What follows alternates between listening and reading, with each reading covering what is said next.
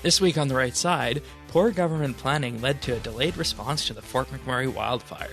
No one wants to be Speaker in BC, and a look at the UK election. Plus, how should media report terrorism at home after an attack in Toronto? This is The Right Side, Episode 20, recorded Saturday, June 10th, 2017. The Speaker and the Hung Parliament.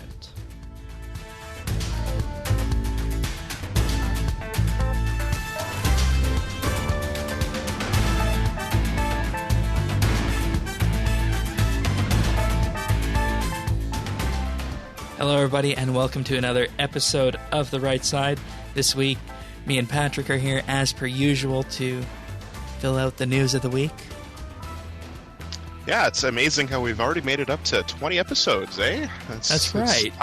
Time flies when you're having fun. Well, some of the weeks are fun. Some of them are a little bit cringeworthy, as we have talked about before. But in any case, this is The Right Side. We aim to cut through the bias and sensationalism that plagues the mainstream media, and oh boy, is there lots of that, and things being reported for one reason or another.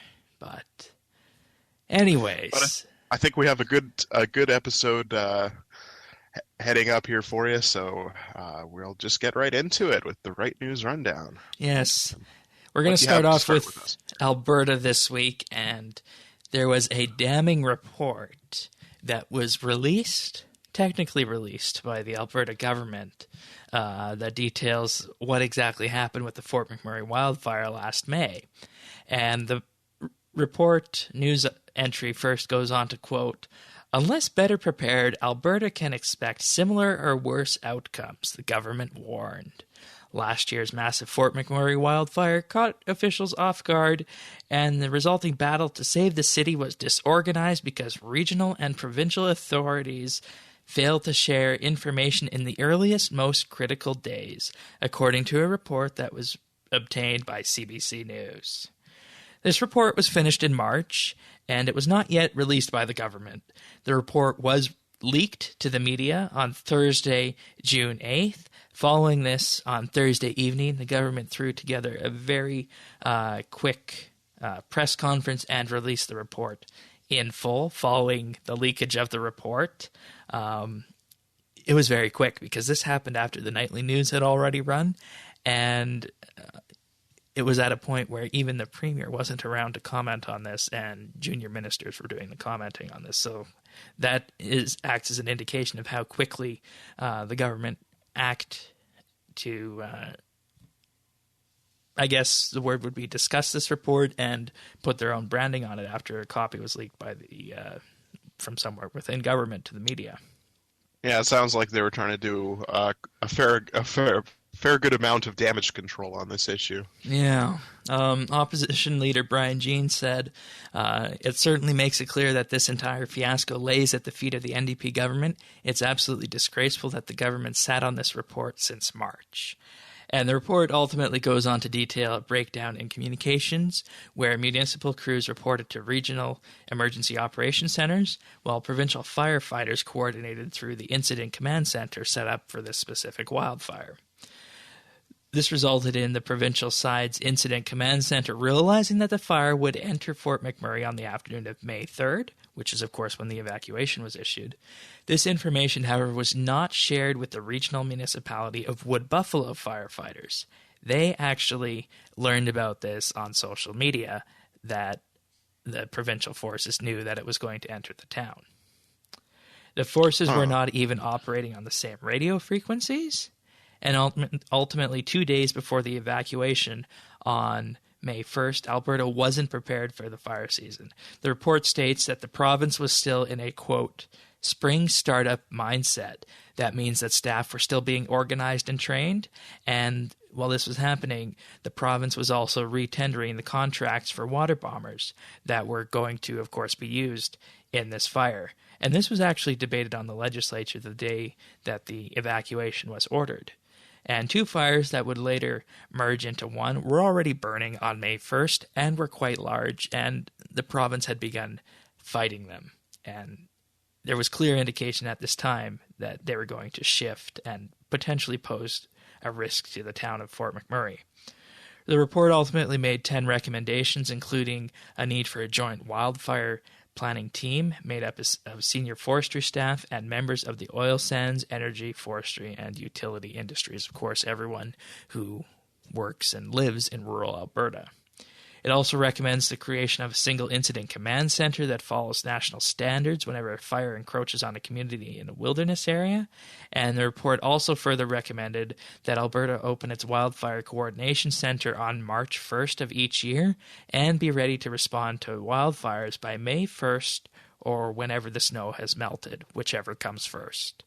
So as you can see here, lots of recommendations for the province in this report. There was a similar report that happened after the Slave Lake wildfire of, I believe, 2011, and recommendations were made there, but yet Fort McMurray was still able to happen, and it's looking like that it was just, there was, a grand mix-up of communications. Things weren't ready to go, and ultimately that delayed response time to the fire that threatened Fort McMurray and burned a large portion of the city. Yeah, and I think it's something that's a reality in Canada, with such of the land being covered by forests. You have to really have good fire prevention in force, and I think that's something that we see here a lot in BC as well, with the fires that we had near the American border. This was 2 years ago. In fact, I was driving through that area, and just even going down to the south of Alberta and southern BC, it was really difficult because of all the smoke there. So I think with when it comes to things like wildfires, I think this is something that the government really does have to have prevention in mind for it, because it can cause a lot of damage if you're not prepared for it. And the money that you spend on fire prevention is a lot less than what you'd spend on damages if it got out of control. I think as we saw with Fort McMurray, I think the whole city was practically leveled. And one of the most, if not the most expensive natural disasters ever to hit Canada. So definitely a lesson to be learned like this from the administration side.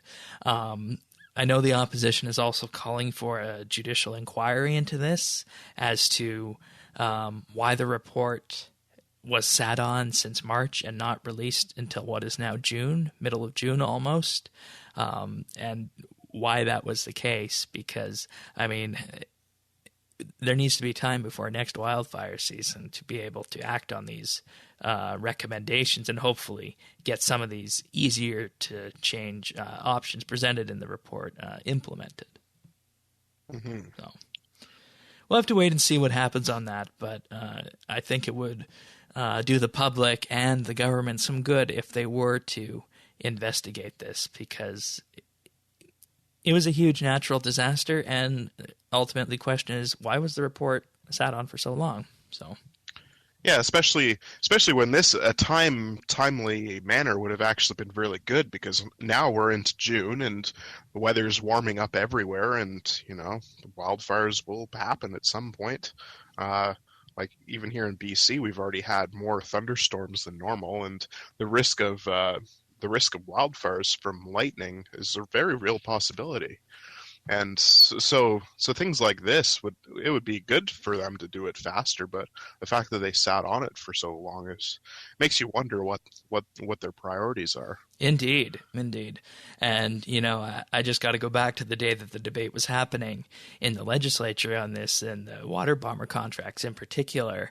The government called the opposition fearmongers for forcing this issue to debate, when only hours later the town of Fort McMurray would be ordered evacuated because of a fire and the very thing they were debating. So it wasn't fear-mongering.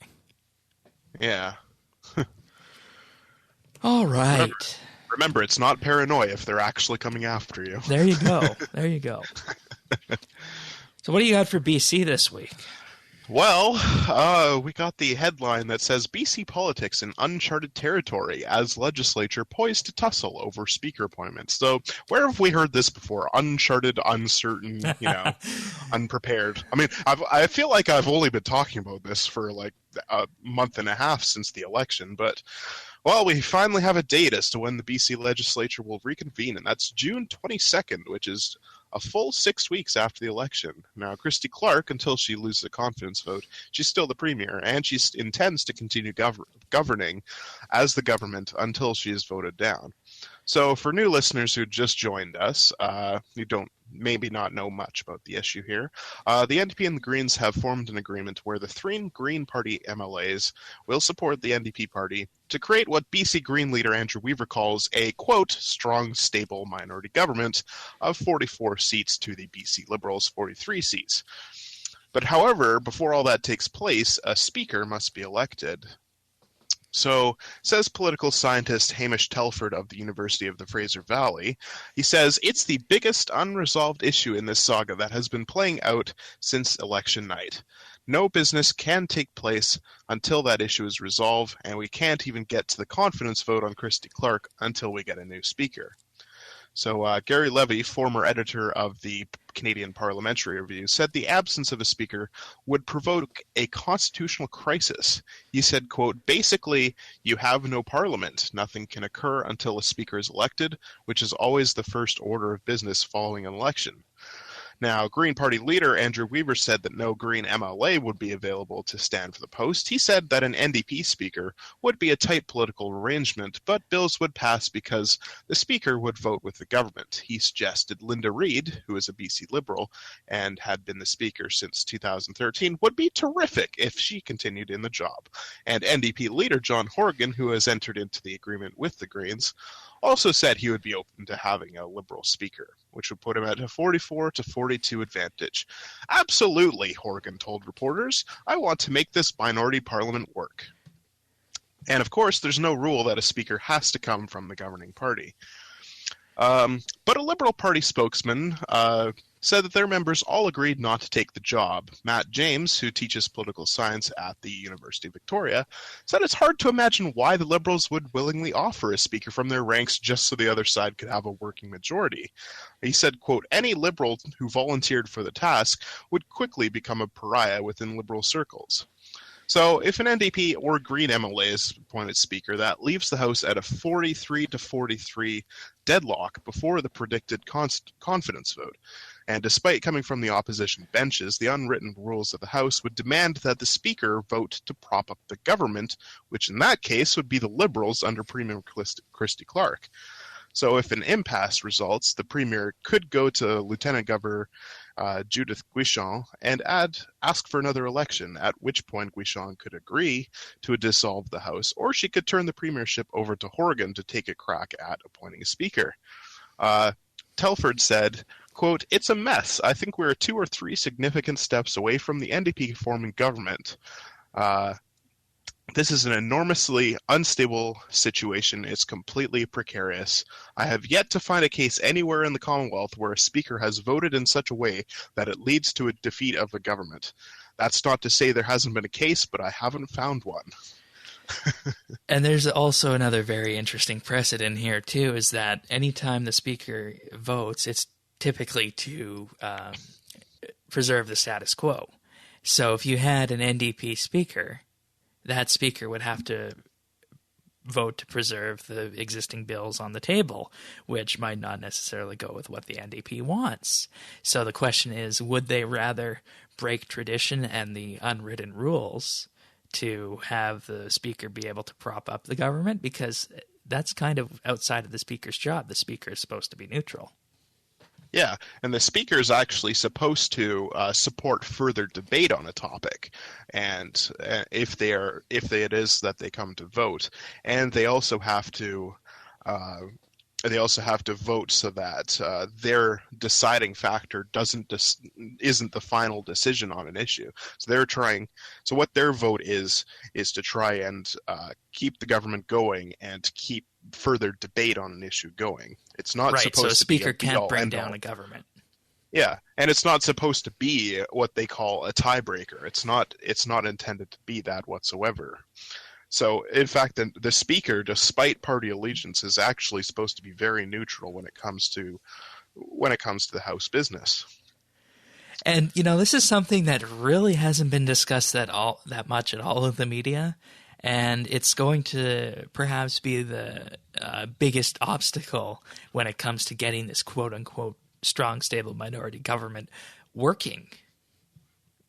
Yeah, because like we said before, I mean, why would the Liberals want to put up their own speaker if they know that they're going to be voted down? I mean, they obviously want to continue government. They did win the most seats in the election, so they don't want to put anyone forward. And of course, the oppositions don't want to put anyone forward because they don't want to lose their chance of forming government. So, really, it looks like we're heading back to another election, but we won't really find out for another 2 weeks until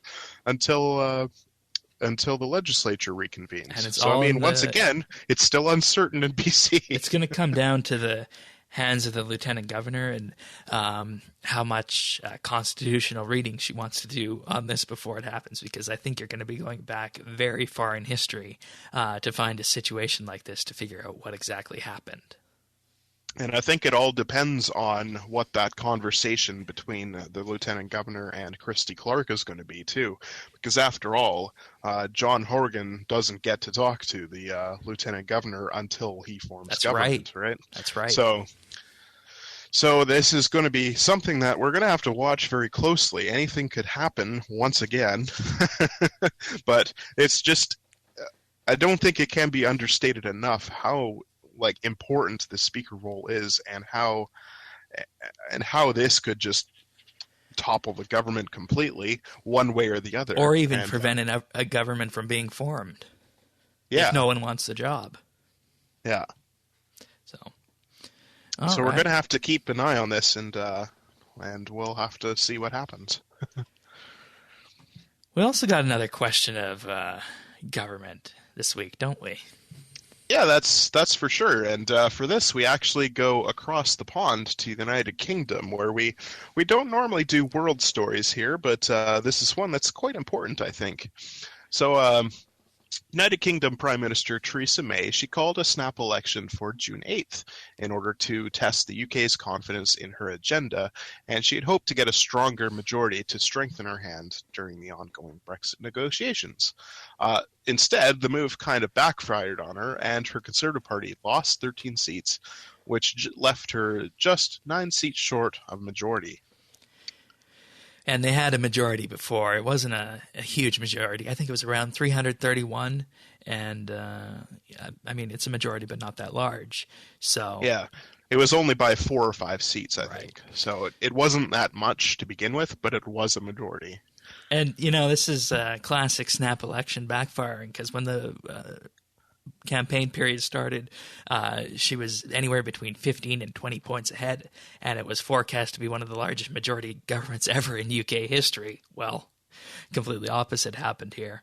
And ultimately, this election is another great example of how our Westminster style of democracy works, not just in the UK, but also in Canada, because there were many people online who had actually outright claimed this as a victory for the Labour Party, which got somewhere around 260 seats, if I recall correctly. And what's ultimately often forgotten in our Westminster style of parliament, which Canada uses and BC uses, which is why we're having these discussions, is that the incumbent government has the first chance at trying to form government in the event of a hung parliament, which is actually what it's called. And that leads us to our next point here. The UK media, BBC, Telegraph, and others have rightly called it a hung parliament. And that, of course, means that no party has the seats to govern alone with a majority, and a deal must be reached. And this can ultimately be contrasted with the Canadian media after the recent BC election, and even here in the UK, because you'll recall after the BC election, the night of and even the day after, the Canadian media were saying that the Liberals won a minority government in BC, which... Yeah, we just talked about that a few episodes ago, where the Canadian media is actually wrong on that. And as we can see here, just with our previous story, we can see that they didn't really win anything. And they didn't learn from this either, because the UK media is rightly calling it a hung parliament, but the Canadian media reported that Theresa May had won a minority government as the voting was still being counted. And the ultimate lesson to be learned here for the Canadian media should be that it is all right and perfectly within reason to call this a hung parliament until we know exactly what the governing arrangement is going to be, which we do have some insight on for the UK. Yeah, and we can see that this election result will have far-reaching effects on the British negotiations for leaving the EU, as well as Theresa May's own political plans, whatever she decides to do as Prime Minister. And despite calls for resignation, she is actually staying on as Prime Minister. And she did move quickly and formed a confidence and supply agreement with the Democratic Unionist Party, which is a conservative right-wing party based out of Northern Ireland. So this is kind of similar to BC's confidence and supply agreement that the NDP have with the Green Party, where a confidence and supply is where a smaller party agrees to support a larger party through confidence motions in order to keep the government propped up, where in exchange, the smaller party usually gets to put forward some of their own policies for consideration. So in the end, what does this really mean for Canada and Canadians? It's kind of hard to say. I mean, Britain and Canada, they share a deep-rooted friendly personal history going back to the formation of our country, and they also have an amicable trading relationship, and they have the, I think, the strongest number of exports and imports with Britain out of anyone in Europe. And I think we trade with them more often than we do with anyone else outside of the US and probably the Asian markets. So probably most of the impact on Canada will result from the instability in the European business markets. But I think it is something that we should note, however, is that parties calling for an election early when they have a majority, it sometimes doesn't end well for them. Alberta Progressive Conservatives 2015. Yeah. In fact, that was one of the examples noted on the article for snap elections. But it could also be noted that it sometimes does work for parties if they feel like they have a lot of support, but it can backfire on you if it doesn't go well. Kind of worked for Stephen Harper in the 2008 election. Yeah. That wasn't really a snap election though, because it was a minority government, and yeah, it's probably close to failing with the financial crisis looming and whatnot. So yeah. Another thing that is, I think, being largely amplified that perhaps it shouldn't be after the UK election is that this doesn't mean that Brexit is off. In fact, the vast majority of people in the UK voted for a pro-Brexit party. The question of the campaign was whether or not it should be a, quote, hard Brexit or a soft Brexit. Of course, the hard Brexit would mean, firm borders with the EU, and the soft Brexit is having a little bit more lax borders and maybe the option to stay in the market if some parties wanted to. I know some of the left-leaning parties wanted that. So I think the thing to underscore here is that Brexit is still happening, and I think it was somewhere around 80% of the voters in the UK voted for parties who supported Brexit. So it's not as though this election throws Brexit into question, because Article 50 has already been triggered, and perhaps that's the largest reason as to why Brexit will still happen. Article 50, of course, is the EU clause that allows a company to get out of the European Union. Yeah, and even if that wasn't the case, the party that they're working with, the Conservatives, the Democratic Unionist Party from Ireland that they're working with, they support Brexit, and they're very much on the same side as the Conservatives on this issue, and they're going to work together, and it's going to be a very stable government that it's going to be, unlike BC. Right. And the only real difference between the UK Conservatives and the DUP when it comes to Brexit is that the DUP wants a softer Brexit because they want to allow the free transit of people between Northern Ireland and Ireland, because Northern Ireland is a part of the UK, whereas Ireland itself is its own country. So they want to preserve that almost non-existent border as it is right now. So it's safe to say that'll be a talking point in the future for negotiations between the DUP and the Conservatives. And we could go on for hours about the issues between Northern Ireland and Ireland going that's back a whole other history. show. but we'll keep it in Canada here. So All And right. I think with that we'll head on to our next segment, which is the firing line, which is a segment that we use to cover a story that hasn't been covered very well or that hasn't been covered hardly at all. So what do you have for us this week, Well, Shane? this one is going to Toronto, and the headline from the Toronto Star is Woman Charged with Assault at Scarborough Mall. So I'm just going to read on a bit about this story, and then you guys can fill in the blanks about what might be happening here. Police allege the accused woman assaulted another woman with the golf club and a man with a knife. The RCMP's Toronto-based Integrated National Security Enforcement Team is working with Toronto Police on the investigation, said Corporal Louis Savard. Savard would not say why the INSET team is involved, because the investigation is ongoing. The specialized teams are aimed at tracking, deterring, and disrupting terrorist groups or individuals who pose a threat to Canadian national security, the RCMP website says. The woman in question walked to the paint section of a Canadian Tire store while brandishing a golf club and swung it at employees and a customer. She then pulled a large knife from under her clothing, where one employee sustained non-life-threatening injuries. It was at this point that she was able to be restrained and the police were called. Now here's where the story takes an interesting turn. You'll note that the Toronto Star, who published this story, was very careful not to identify this as it actually was, a terrorist attack. Both Global and the Toronto Sun ran with headlines stating that the woman in question pledged allegiance to ISIS, and she was also reported to have been wearing a headscarf covering that sported the ISIS logo. Furthermore, on Tuesday in court, she made reference to ISIS and the leader of ISIS himself. So this brings up some very interesting discussion points about what role the media should play when it comes to naming terrorist attacks carried out by ISIS in Canada. Yeah, and if you just looked at the headline, "Woman charged with assault at Scarborough Mall," that's in itself that's quite an innocent headline. You could see that in anywhere because assault means a lot of things. But Assault, at its very minimum, basically means exerting force on someone without their consent. yeah, it could mean that someone got into a fight, over whatever it was, right? Whereas this is actually quite a bit more serious when you think about it. Yeah, and, when she was in court, she had an Arabic translator, and in this she did pledge allegiance to ISIS, and that was conveniently left out of the Toronto Star story, which was published on Tuesday after the court case had happened.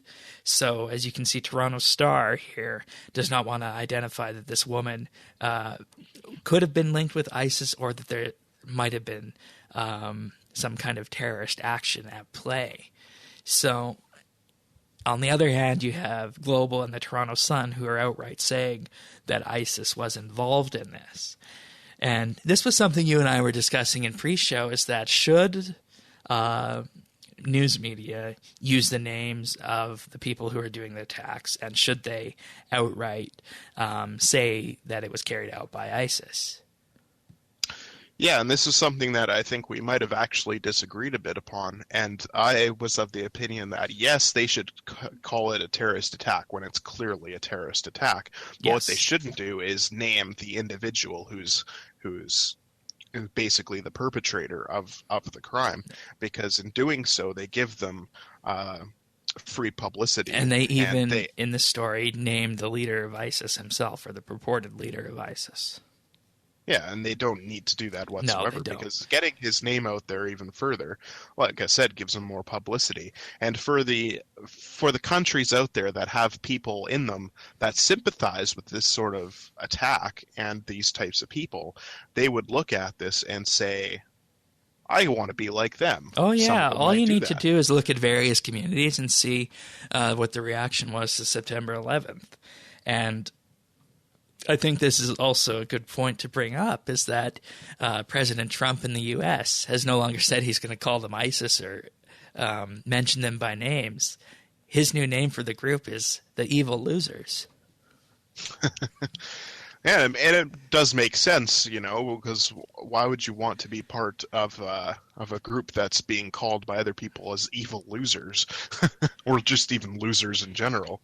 But it's not to make light of the very scary real issues of terrorism, but I think it's something important. Yeah, that the it needs to be media doesn't reported cover. when it is in our communities. And perhaps the media didn't want to report on this because it happened the same day that the horrible London Bridge attack happened last weekend, and perhaps that might have been too many terrorist attacks to cover. But this happened locally, and it should have been talked about.